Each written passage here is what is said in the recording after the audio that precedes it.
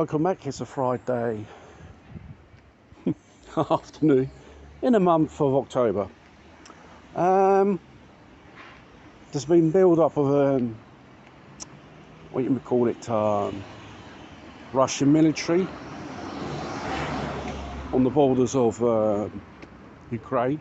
We've got Belarus, which is digging into the fight as well, joining in. What I like to talk about is briefly all those events after the bombing of that Ukrainian bridge. Strangely enough, the Ukrainian post office came out with a whole series of commemorative stamps of this event. Only ours, strangely enough. And this has occurred when that Russian flagship was sunk. The Ukrainians came out with commemorative stamps.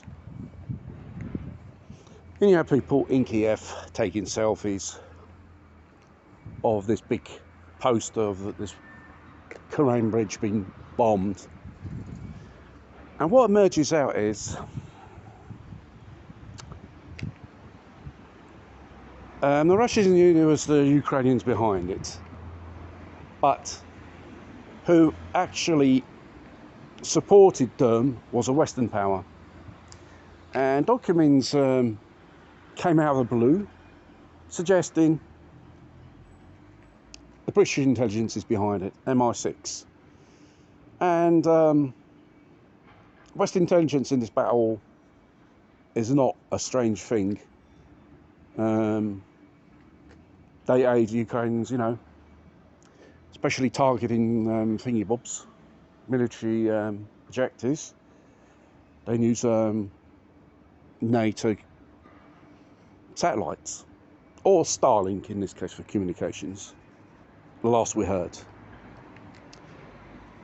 And it's the same thing when I did mention a while ago, Boris Johnson, the last time he was in Kiev, he said to Zelensky,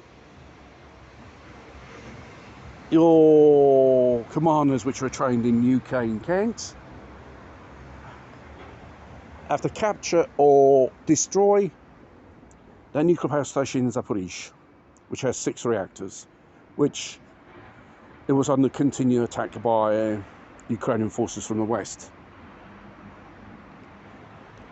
They were trained in Kent under military facilities of the SAS with cooperation British Army and MI6. Well, they did launch their attack on that nuclear power station in 2 commandos. It's classical tactical, which English commandos use. The thing is, both commanders were destroyed. The second commandos was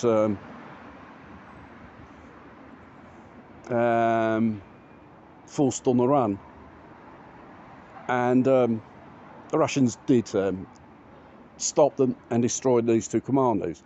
And it goes to show Western intelligence are creating these scenarios to provoke the Russian fear. And he's only started.